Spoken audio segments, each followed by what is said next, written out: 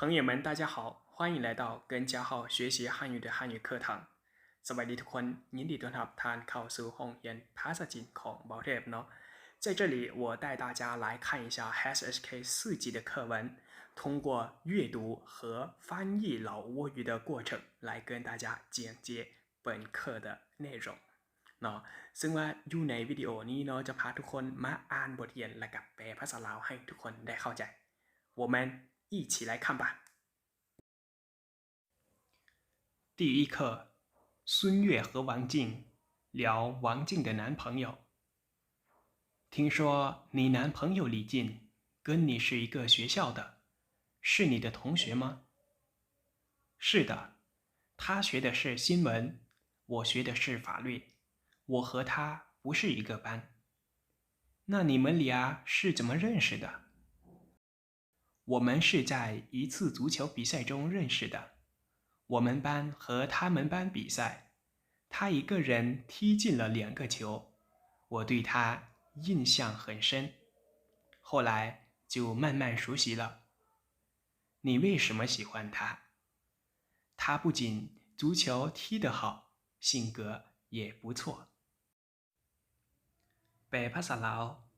บทเรียนที่1ซุนเย่กับหวังจิงลมเลืองแฟนของหวังจินได้ยินว่าแฟนของเจ้าหลีจินแม่นเรียนอยู่โรงเรียนเดียวกันกับเจ้าพวกเจ้าแม่นหมู่ร่วมห้องบ่แม่นแล้วเราเรียนแม่นสายข่าวค่อยแม่นเรียนกฎหมายเพราะเขาบ่แม่นเรียนอยู่ห้องเดียวกันแล้วพวกเจ้ารู้จักกันได้แนวใดเพราะเขารู้จักกันในงานการแข่งขันบานเตะครั้งหนึ่งห้องของพวกค่อยแข่งกันกับห้องของพวกเขาเราคนเดียวเตะบานเข้าถึง2 หน่วยค่อยจึงมีความประทับใจตัวเราหลายตำหลังมาจึงค่อยๆลึงเคยกัน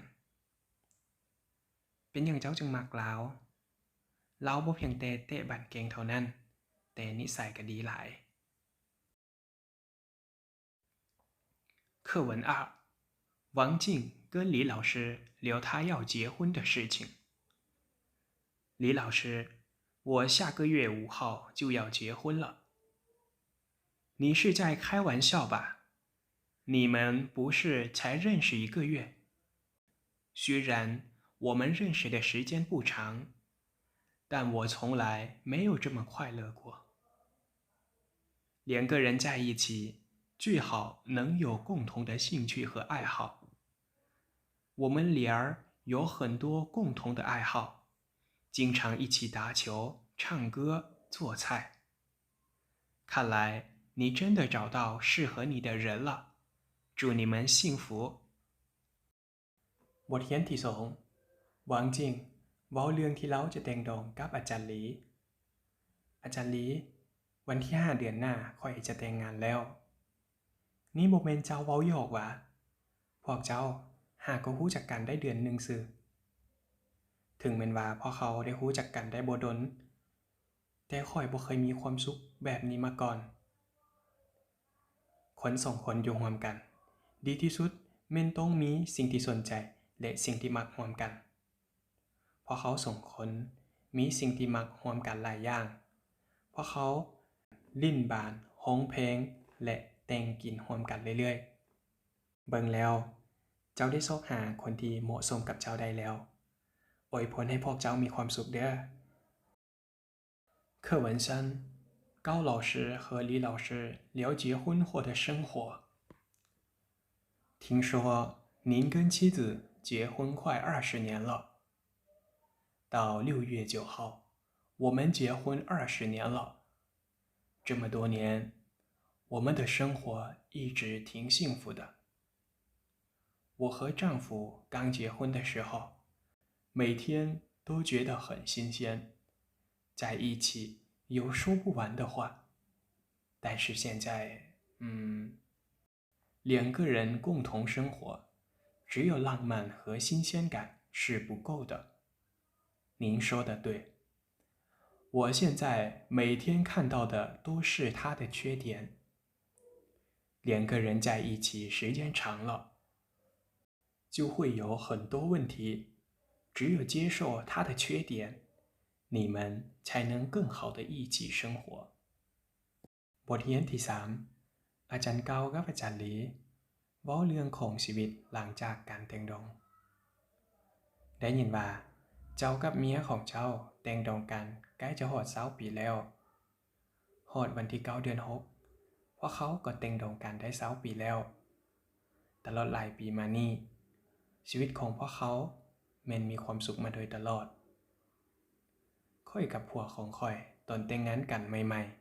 ๆทุกมื้อก็ล้วนแต่มีความรู้สึกใหม่ๆอยู่นำกันมีคำเว้าที่เว้าบ่หมดแต่ในตอนนี้คนสองคนใช้ชีวิตอยู่ร่วมกันมีเพียงแต่ความโรแมนติกและความรู้สึกใหม่ๆแม่นบ่เพียงพอท่านเว้าถูกหลายทุกมื้อนี้ข้อยมีแต่เห็นจุดอ่อนของลาวเมื่อคนสองคนใช้ชีวิตอยู่ร่วมกันโดนแล้วก็จะมีปัญหาหลายอย่างมีเพียงแต่เจ้ายอมรับในจุดอ่อนของลาวพวกเจ้าจึงสามารถใช้ชีวิตอยู่ร่วมกันได้ดีกว่าเก่า课文4短文很多女孩羡慕浪漫的爱情那什么是浪漫呢年轻人说浪漫是他想要月亮时你不会给他星星中年人说浪漫是即使晚上加班到0点到家时自己家里也还亮着灯老年人说浪漫其实就像歌中唱的那样我想到最浪漫的事就是和你一起慢慢变老其实让我们感动的就是生活中最简单的爱情有时候简单就是最大的幸福มีเด็กหญิงสาวหลายคนอิจฉาความรักที่โรแมนติกแล้วความโรแมนติกแม่นหยังคนวัยหนุ่มเว้าว่าโรแมนติกก็แม่นตอนที่เราอยากได้ดวงเดือนเจ้าก็บ่เอาดวงดาวให้เราคนวัยกลางคนเว้าว่าความโรแมนติกแม่นถึงว่าเจ้าจะเฮ็ด OT จนฮอด1 โมงในยามมาฮอดเฮือนของตนเองก็ยังมีแสงสว่างส่องอยู่คนวัยอายุสูงเว้าว่าที่จริงความโรแมนติกก็เหมือนดังที่เพิ่นร้องในบทเพลงเรื่องโรแมนติกที่สุดที่ข้อยคิดได้แม่นค่อยๆเท่าแก่ไปกับเจ้าความจริงแล้วสิ่งที่เฮ็ดให้พวกเขาตื่นตันใจก็แม่นความรักที่ง่ายดายที่สุดของชีวิตมีบางเทื่อความง่ายดายก็แม่นความสุขที่ยิ่งใหญ่ที่สุด课文5短文说到结婚人们就会自然地想起爱情爱情是结婚的重要原因但2个人共同生活不仅需要浪漫的爱情更需要性格上的互相吸引我丈夫是一个很幽默的人即使很普通的事情从他嘴里说出来也会变得很有意思在我难过的时候他总是有办法让我高兴起来而且他的脾气也不错结婚快10年了我们俩几乎没因为什么事红过脸很多人特别羡慕我们บทเรียนที่5บทความสั้นเมื่อเว้าถึงการแต่งงานหลายคนก็อาจจะคิดถึงเรื่องความรักโดยบ่รู้ตัวความรักแม่นสาเหตุที่สำคัญของการแต่งงานแต่คนสองคนใช้ชีวิตอยู่ร่วมกันบ่เพียงแต่ต้องการความรักที่โรแมนติกแต่ยิ่งต้องการความดึงดูดซึ่งกันและกันทางด้านนิสัยใจคอผัวของข้อยแม่นเป็นคนที่มีนิสัยตลกถึงแม้นว่าเรื่องราวที่แสนจะธรรมดาแต่ถ้าได้เว้าออกมาจากปากของลาวก็จะกลายเป็นเรื่องที่น่าสนใจขึ้นมาทันทีในยามที่ข้อยอกใจลาวก็มักจะมีวิธีที่เฮ็ดให้ข้อยดีใจขึ้นมานอกนั้นเรายังเป็นคนอารมณ์ดีที่สุดแต่งดองกันได้เกือบจะฮอด10 ปีแล้วเพราะเขา2คนบ่เคยผิดใจกันย้อนเรื่องหยังจักเทื่อ มีหลายๆคนจึงอิจฉาเพราะเขาส่งคนหลาย